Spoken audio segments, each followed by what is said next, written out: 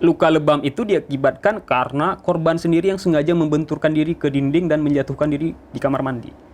Sungguh alasan yang menurut saya terlalu absurd untuk dapat dipercayai oleh keluarga korban, termasuk saya sendiri. Tidak masuk akal. Nah, di gelar perkara itu kita sudah melihat ada gelagat perkara ini akan dihentikan.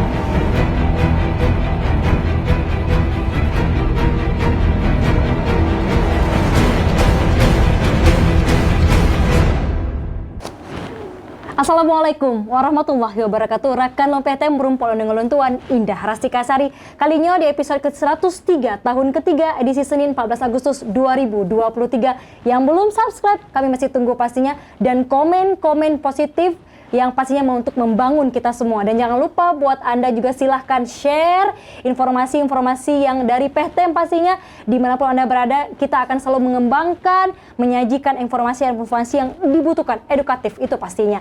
Dan kali ini di Pehtem, ini menjadi hal yang menarik kemudian untuk kita angkat di Pehtem. Ini tema kita hari ini, keluarga mencari keadilan di balik kematian David Yuliansyah. Benarkah oknum BNN aniaya tahanan?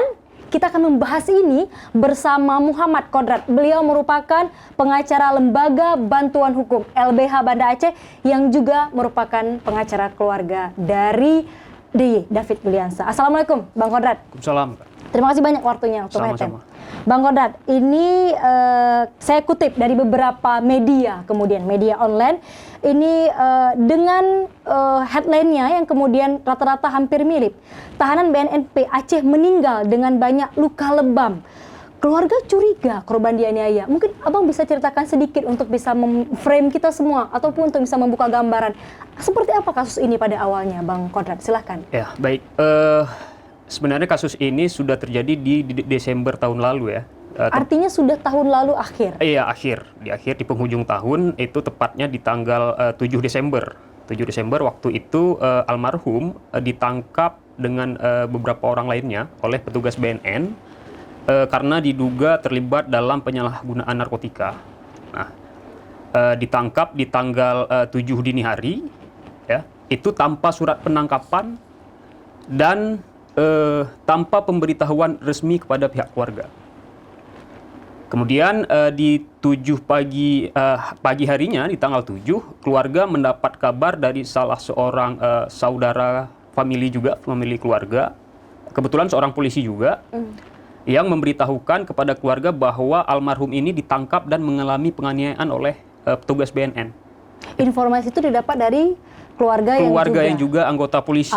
Iya. Nah, anggota polisi ini dia punya teman di BNN. Jadi dia diberitahu oleh temannya, dan kemudian dia memberitahukan kepada pihak keluarga. Itu di tanggal 7. Kemudian keesokan harinya di tanggal 8, saudara keluarga ini inisialnya katakanlah ARS. Menghubungi lagi pihak keluarga meminta kartu BPJS.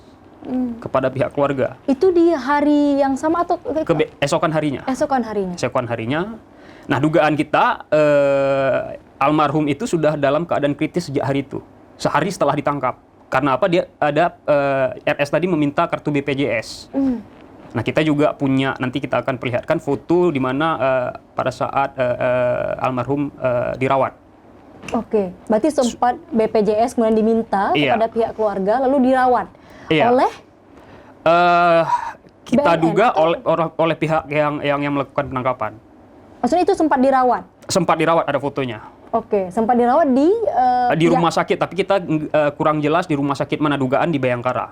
Tapi kita juga belum tahu karena penyelidikan kasus ini juga sangat tertutup. Maksudnya kenapa sangat tertutup? Maksudnya mengapa sampai sangat tertutup Anda mengatakan seperti itu? Dugaan kita karena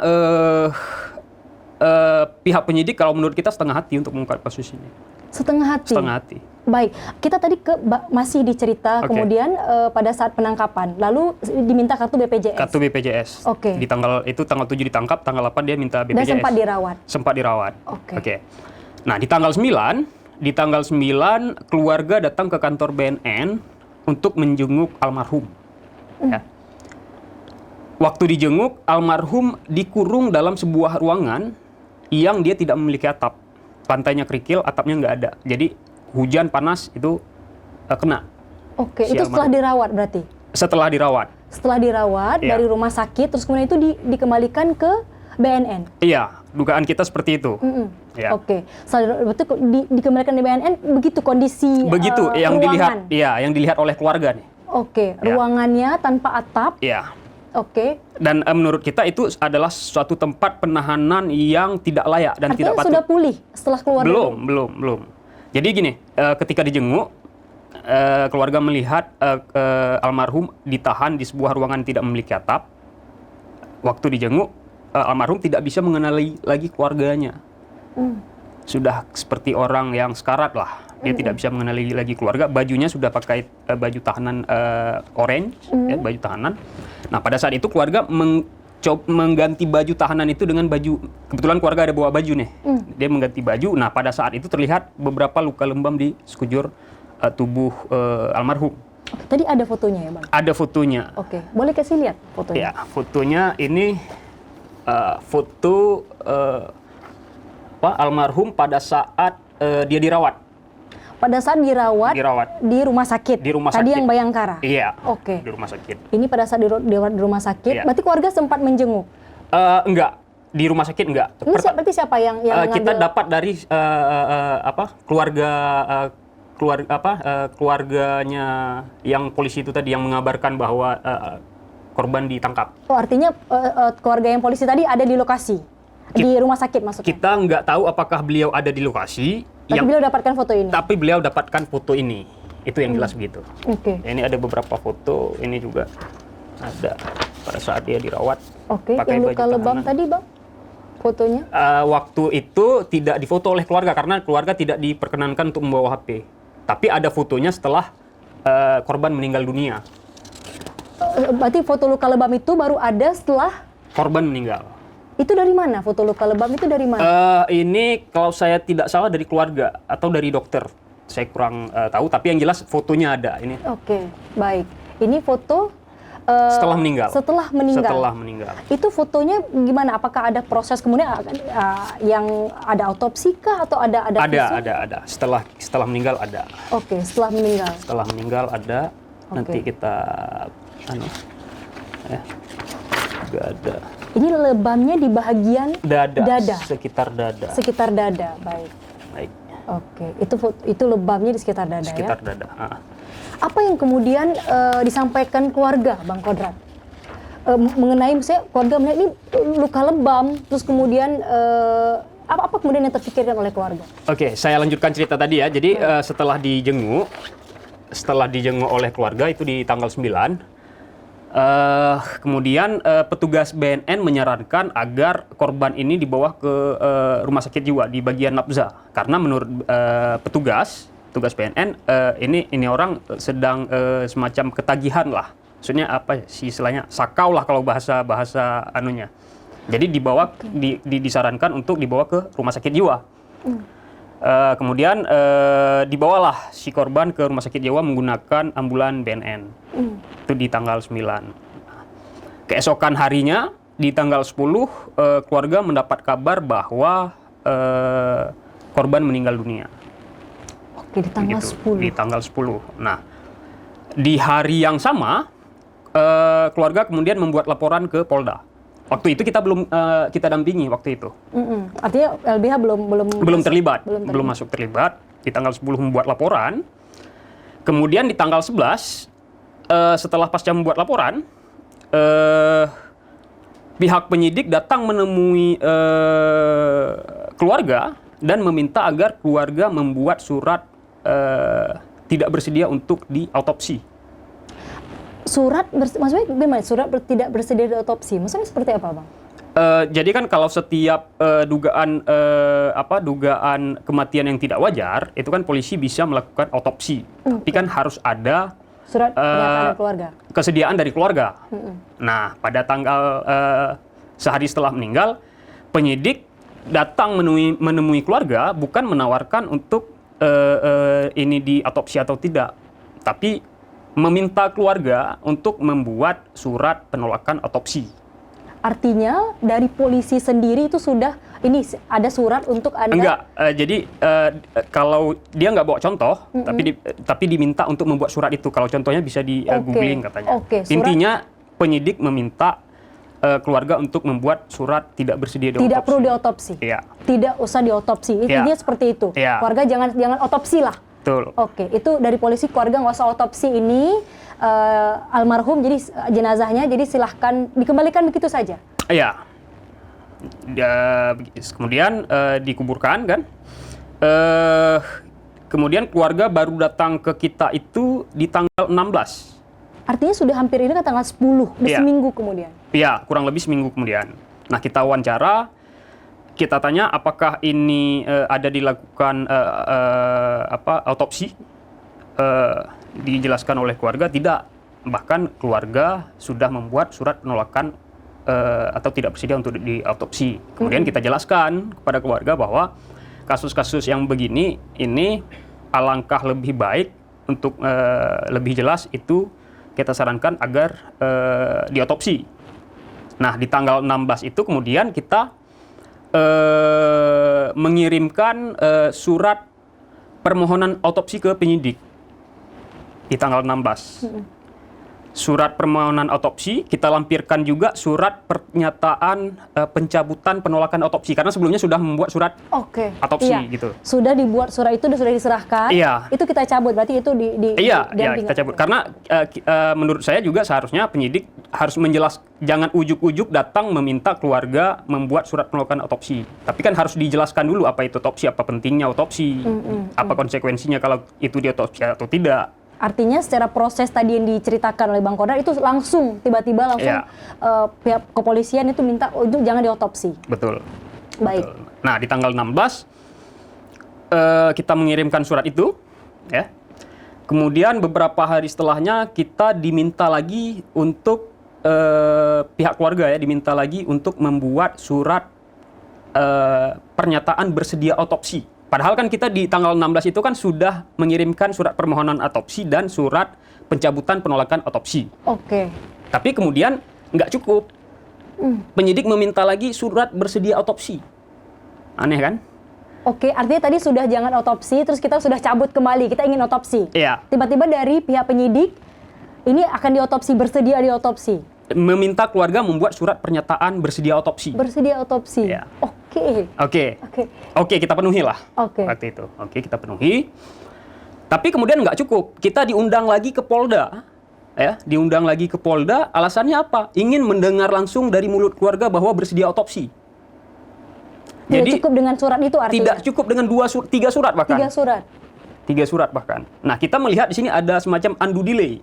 Ada penundaan yang berlarut di sini. Yang tidak perlu sebenarnya. Jadi dilihat dari proses tadi yang berjalan. Dilihat dari proses tadi. Nah, kemudian autopsi sendiri itu baru dilakukan sekitar 19 hari sejak permohonan pertama dari tanggal 16. Atau kalau kita mau hitung dari sejak korban atau almarhum meninggal dunia itu dilakukan ekshumasi dan otopsinya itu 25 hari. Bayangkan artinya itu apa, Bang? Maksudnya artinya autopsi sedemikian panjang waktu itu seperti apa kemudian? Makanya saya katakan tadi, ini ada semacam undue delay, ada penundaan berlarut yang tidak perlu. Makanya saya katakan setengah hati penyidik dari proses-proses itu tadi, seperti setengah hati penyidik untuk melakukan pengungkapan kasus ini. Dan kalau kita bicara otopsi itu akan lebih cepat, lebih baik harusnya? Seharusnya makin lama itu akan makin menghilangkan jejak seperti itu? Betul. Kalau menurut saya seperti itu. Baik. Karena kan jenazah manusia kan akan terurai. Baik, akhirnya diotopsi. Akhirnya diotopsi. 25 hari setelah meninggal atau 19 hari sejak permohonan otopsi. Baik. Gitu. Nah, kemudian setelah otopsi kita diundang ke Polda untuk gelar perkara. Nah, perlu saya sampaikan sebelumnya, selain otopsi, korban juga sempat di visum ya. Tapi sampai saat ini, sampai detik ini, kita belum pernah lihat surat hasil visum dan otopsi. Artinya visum otopsi ini seperti apa kemudian, Bang, yang akan menentukan, maksudnya apakah ini betul dianiaya atau itu seperti apa prosesnya? Ya, kita kan nggak tahu nih hasilnya seperti apa. Jadi hasil otopsi dan visum itu kan hasil pemeriksaan dokter. Nah, kita juga hasil otopsi dan visum itu kita juga kan bisa bawa ke dokter yang kita percayai untuk menilai itu supaya ada second opinion. Oke. Ya kan? Tapi kita tidak pernah diberikan. Ada apa yang tidak diberikan? Hasil visum tidak Iya, pernah? tidak Hasil pernah kita otopsi? lihat. Tidak pernah. Kita cuma diberitahukan secara lisan di dalam gelar perkara yang saya katakan tadi. Dan surat-surat hasil-hasil itu masih Di polisi. di polisi. Ya, Itu kita masih tidak- di polisi. ya. Sampai di gelar perkara, apa kemudian yang LBH amati dari kasusnya, apa yang Ya, di dalam gelar perkara kita diberitahu oleh penyidik secara lisan ya. Kita belum pernah lihat suratnya secara resmi, tapi diberitahukan secara lisan bahwa korban ini meninggalnya karena sakit lambung katanya. Nah, sakit lambung? ya. Kemudian kita tanya waktu itu kalau memang sakit lambung meninggalnya, bagaimana penjelasan mengenai luka lebam di sekujur tubuh korban? Apa penjelasannya? Yang waktu tadi itu? ada diperlihatkan Iya, itu yang bahkan tadi. di sekitar dada. Iya, kita tanyain itu ke penyidik. Nah, katanya luka lebam itu diakibatkan karena korban sendiri yang sengaja membenturkan diri ke dinding dan menjatuhkan diri di kamar mandi. Sungguh alasan yang menurut saya terlalu absurd untuk dapat dipercayai oleh keluarga korban, termasuk saya sendiri. Tidak masuk akal. Nah, di gelar perkara itu kita sudah melihat ada gelagat perkara ini akan dihentikan. Kita sudah melihat itu, ada gelagat itu. Dan hari ini perkara ini sudah dihentikan. Sudah dihentikan kalau saya nggak salah per 7 Maret. Jadi kejadian Desember, Maret dihentikan. Jadi ada sekitar 3 bulan proses penyelidikan kemudian dihentikan. Pada saat gelar perkara apa yang dilihat? Kenapa LBH menyimpulkan ini akan dihentikan? Apa ya kemudian pada saat itu ya? Iya. Pada situ apa ya? Iya, karena dari hasil yang disampaikan di situ, jadi waktu gelar perkara kita ada pihak penyidik menyiapkan semacam PowerPoint lah, semacam PowerPoint. Kemudian ada print out PowerPoint-nya yang dibagikan ke kita semua. Nah, kita baca dari kesimpulan penyidik korban meninggal karena sakit, dari kesimpulan penyidik bahwa luka lebam itu karena korban sendiri yang membenturkan tubuh kamar mandi. Dari kesimpulan itu kita sudah melihat gelagat ini akan dihentikan. Nah, pasca digelar perkara itu kita sudah menyatakan juga kepada penyidik bahwa kita keberatan kalau kasus ini dihentikan. Kita minta agar penyidik mendalami lagi kesaksian saksi RS yang pertama kali menyampaikan kepada pihak keluarga bahwa korban itu ditangkap dan dianiaya. Saksi RS ini siapa? Ini kan ada kalau dari kita baca itu dari media. Keluarga yang polisi tadi yang memberitahukan ke keluarga. Oke. Nah, kita sudah menyatakan keberatan dan meminta agar itu didalami. Tapi tidak lama kemudian kasus ini kemudian dihentikan penyelidikannya.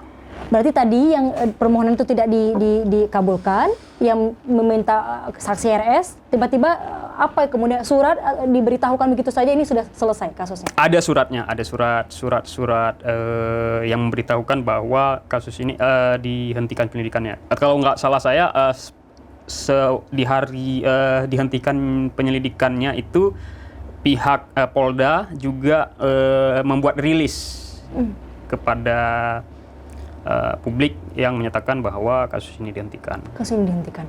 Di sini juga ada keterlibatan yang diduga, Bang, oknum dari BNN. Apa LBH melihat dalam kasus ini, Bang, kaitannya? Ya, kita melihat ada yang pertama begini. Dari awal saja sudah nggak benar penangkapannya tanpa surat dan tanpa pemberitahuan kepada pihak keluarga. Itu. Dan kita duga ada cara-cara penganiayaan yang dilakukan untuk menggali keterangan dari korban. Artinya kemudian yang disimpulkan adalah ini dianiaya karena ingin menggali informasi. Betul. Ya.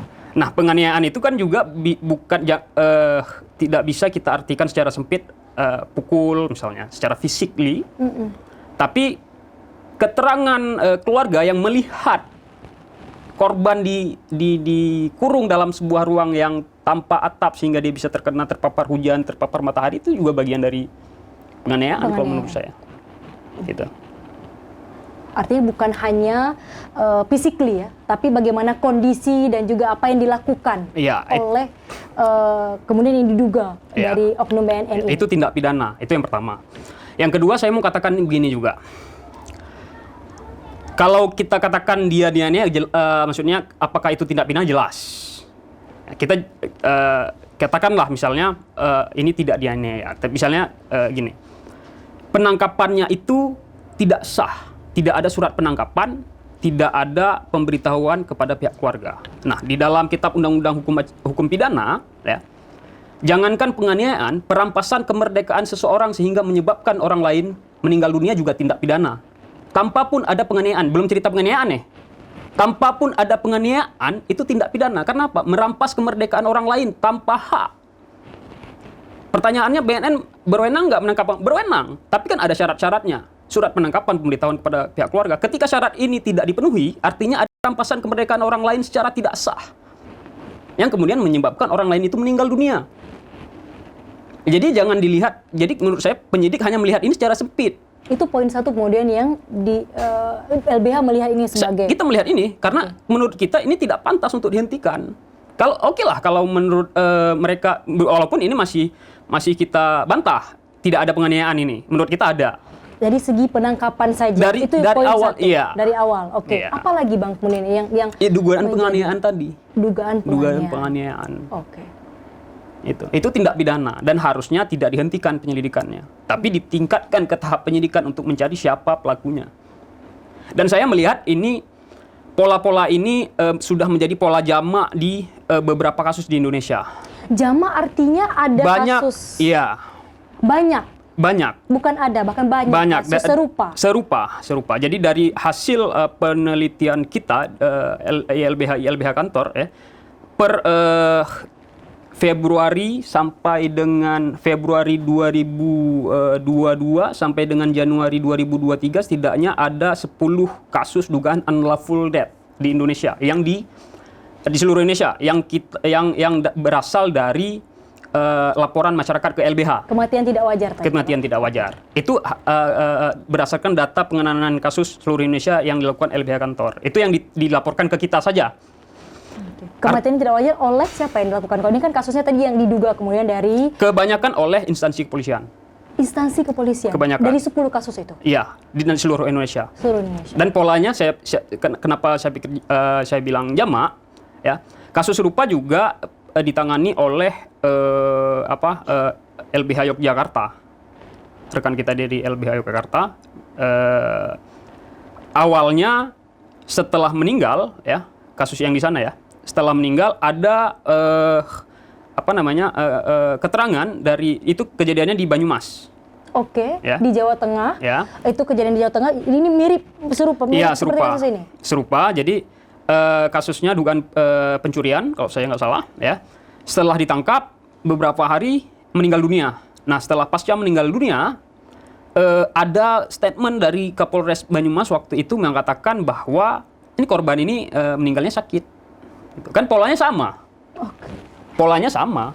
Tapi kemudian karena ada pressure dari publik, kemudian kasus ini tidak dihentikan, dilanjutkan, dan sekarang sejauh yang saya tahu sudah ada 4 orang tersangka dari anggota kepolisian yang menangkap. Artinya jamak, ya awalnya memang dianggap ini wajar, gitu loh. Sangat jarang ketika ada kasus unlawful death, ya, apalagi kematian tahanan, itu kemudian dengan serta-merta langsung dibilang ini ada dugaan unlawful, enggak. Pasti dibilang dulu ini wajar, karena sakit lah, karena inilah, macam-macam. Oke, ini wajar karena sakit dan sebagainya. Dan sebagainya. Kasus ini hari ini dihentikan. Dihentikan. Bang Konrad, apa usaha kita dari LBH, dari pihak keluarga, apa kemudian yang dilakukan, Bang Konrad? Kita sudah melaporkan kasus ini kemana-mana ya, ke Komnas HAM sudah, ke Kompolnas sudah, ke Mabes Polri sudah, di Propam juga sudah. Tapi tidak ada langkah konkret yang begitu berarti untuk kemudian membuat kasus ini dibuka kembali. Nah, usaha dari kita sendiri juga kita sudah saat ini sedang, jadi pasca dihentikan kasus ini, itu ada statement dari Direskrim Polda Aceh, Kombes Ade waktu itu mengatakan bahwa penyelidikan kasus ini sudah dihentikan secara profesional dan transparan. Dan kita tidak sepakat itu, karena menurut kita penyelidikan kasus ini tutup secara tidak profesional dan tidak transparan. Berarti kebalikan justru dari apa yang dikatakan. Iya, kita menganggap seperti itu. Nah, kita uji. Kan dibilang transparan nih. Oke, kita uji. Kita meminta beberapa dokumen penyelidikan, seperti hasil visum, ya kan? Hasil otopsi, keterangan para saksi yang sudah diperiksa, itu kita minta. Tapi kemudian Polda menolak untuk memberikan ini. Artinya kan bertolak belakang. Awalnya dibilang transparan. Ya kalau transparan dikasih aja, kenapa sih? Iya kan? Nah, kemudian kita minta ditolak. Oke, upaya sudah dilakukan, artinya sudah di LBH minta lagi hasil tadi, hasil visum, otopsi, terus ditolak. Ditolak. Dengan seperti apa kemudiannya? Dengan alasan itu adalah informasi yang dikecualikan, artinya tertutup, dengan alasan akan menghambat proses penyelidikan. Kan nggak masuk akal tuh. Sudah ditutup tadi kan kasusnya? Makanya saya bilang nggak masuk akal. Kita minta hasil penyelidikan karena ditutup, ya kan? Nah kemudian permohonan kita itu ditolak dengan alasan akan menghambat proses penyelidikan. Di mana logikanya?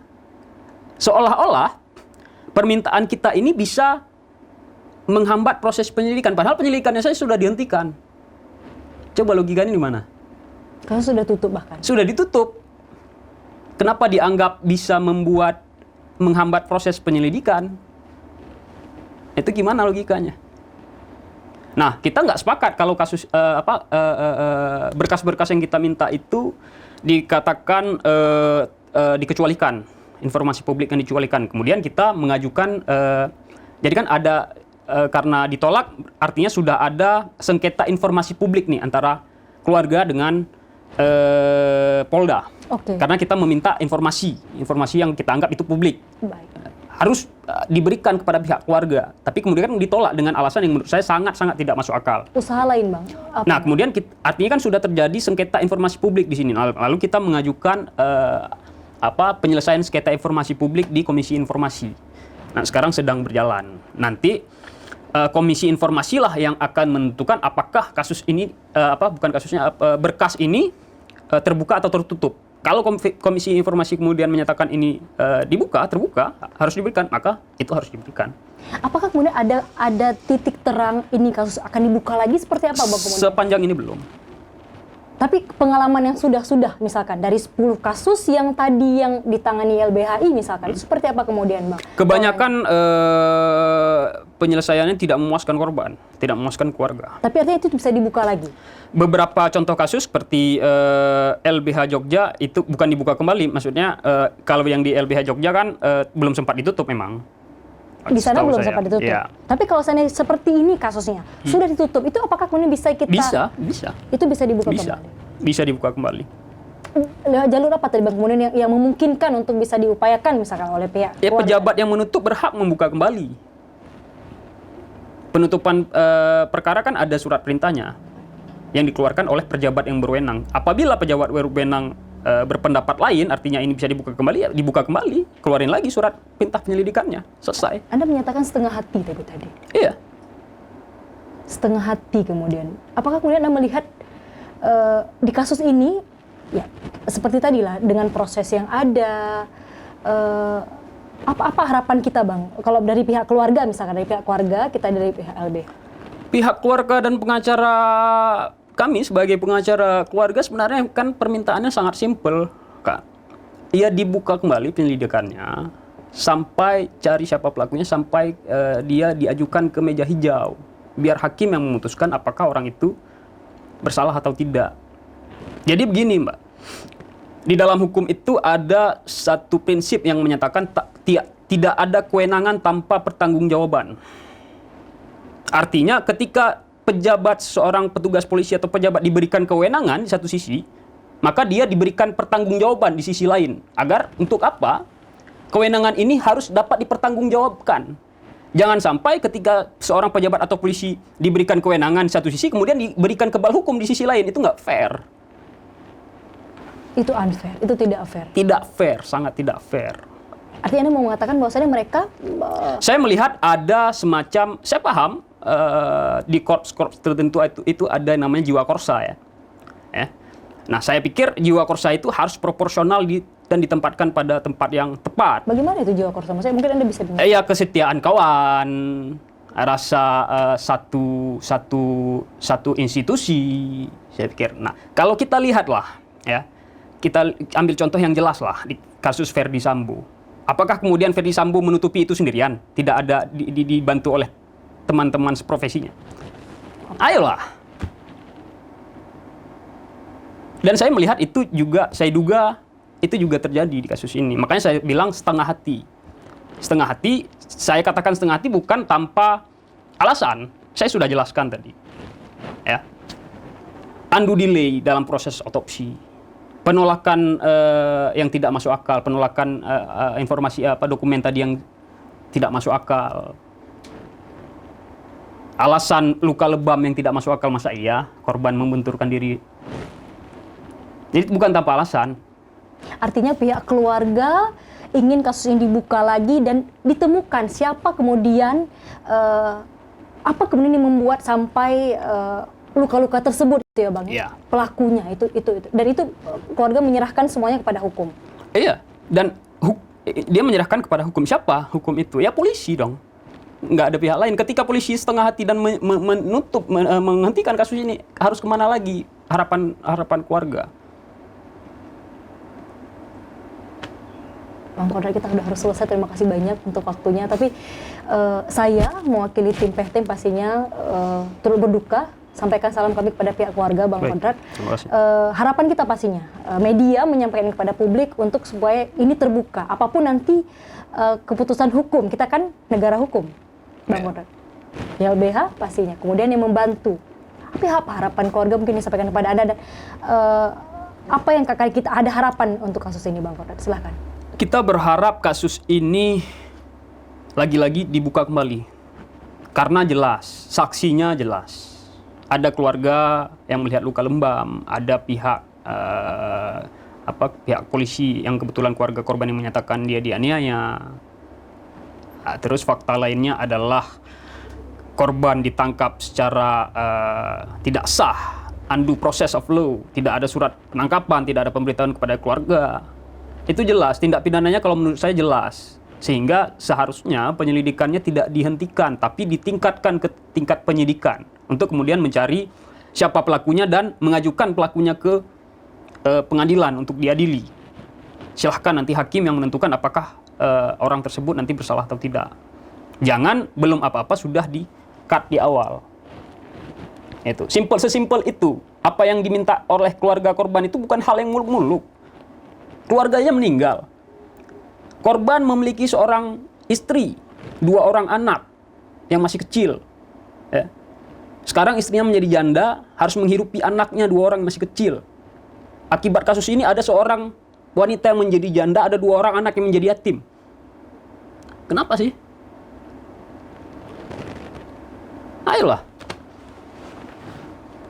Harapan kita pastinya, Bang, untuk bisa dibuka lagi dan kemudian ini bisa menjadi terang, benderang kasusnya. Ya. Bang Konrad, Muhammad Konrad, terima kasih banyak untuk waktunya. Sama-sama. Pengacara LBH, Lembaga Bantuan Hukum Banda Aceh, dan juga pengacara keluarga korban. Terima kasih untuk Anda yang menyaksikan. Rekan Lon, jangan lupa share pastinya dan juga komen-komen positif yang membangun. Dan juga pastinya terima kasih untuk Anda yang selalu setia bersama PTM. Saya Inartika Sari pamit. Wassalamualaikum warahmatullahi wabarakatuh. Insya Allah. Sampai jumpa.